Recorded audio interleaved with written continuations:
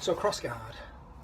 Crossguard's something you see in boxing. It was more common in the kind of the olden days, golden era and stuff. You see people like Joe Frazier, people who kind of bob and weave a lot, will use a crossguard, particularly if they fight taller people a lot, and they'll use a crossguard like this, which helps them to get in close and to throw a lot of hooks to get away from the kind of shots coming down at them, and to frustrate taller fighters with their crossguard. But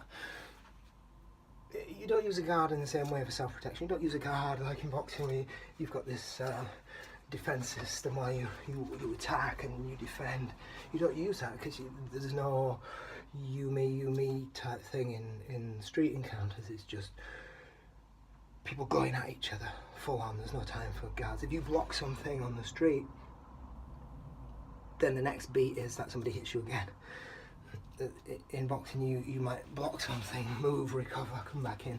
The time in street scenarios it's a constant. So if you're blocking something, you've lost the beat to hit back. You've lost your ability to change your situation. You're just continually blocking, but not actually improving your situation. Which is fine if you're going to have to crash and you're going to have to weather the storm. But you need at some point to take over that situation. You don't have the 3-minute round to do that. You've got 10 seconds of being blazed the hell out of. So crossguard isn't something to work behind. I don't work behind it like I would in boxing, working behind the crossguard. Crossguard's interesting, it's useful because your hands tend to be up here, around here if you're feeling threatened, or anyway in general your hands tend to be around here, but if you're feeling threatened or situations developing around you, your hands will start to come up here anyway naturally, and if you know what you're doing, fence positions, de-escalation positions will be here anyway. But this kind of crossguard, it's where your arms probably are, somewhere around here. Crossguard allows me to kind of cover and to crash somebody quite effectively, covering myself as I crash. Also gives me that ability to throw my elbows, slap at people, and to burst, to slam at people through the centre there quite well. So it's just a good position to play with in self-protection because it gives you some stuff. It gives you that cover.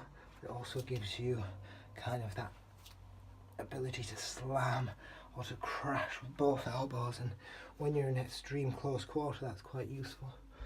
So it's not something to sit behind, it's something proactive. I'm attacking with it. I'm never waiting here to cover a shot. I'm going straight through whatever they're throwing at me, and I'm becoming the aggressor. I'm going straight through, slamming with that, or I'm using that crossguard position to work elbows or to smother someone, getting close, get hold of their face, slam, crossguard. I go behind the crossguard and I now go to work. I don't sit behind it, I don't work behind it, bobbing and weaving. That's just going to get me hurt on the street. But straight in, crossguard.